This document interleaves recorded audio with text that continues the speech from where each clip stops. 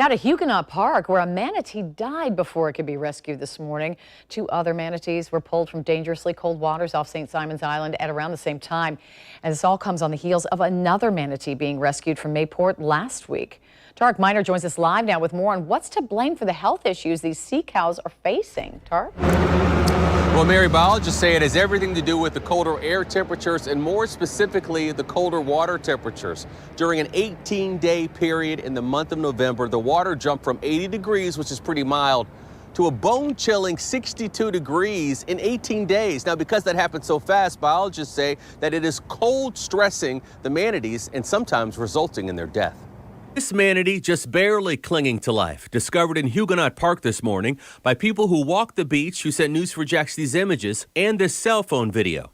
According to rescue teams on scene, the manatee died before they were able to transport it to SeaWorld Orlando, where the sea cow would have been nursed back to health. It's sad when they die right there in front of you, and you feel like you were close to being able to help them. Craig Miller suspects the manatee that died this morning was trying to escape the colder temperatures up north in Georgia or the Carolinas in order to reach warm waters in South Florida. He says manatees this year have been spotted as far north as New England in the summertime, and the manatees have been caught off guard by the quick change in water and air temperatures as they migrate south. When it's time to head back, sometimes they get caught. They may find a small warm water source that's not enough to sustain them.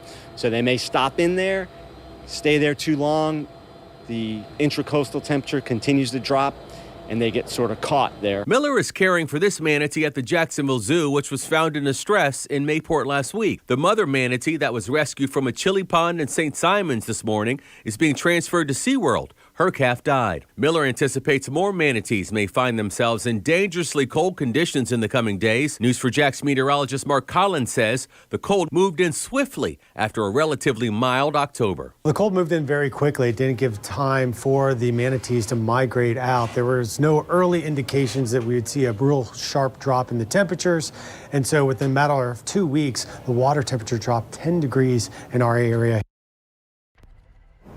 The Florida Wildlife Commission just released these numbers saying that 44 manatees have died from cold stress this year statewide. I'm Tarek Miner, Channel 4, the local station.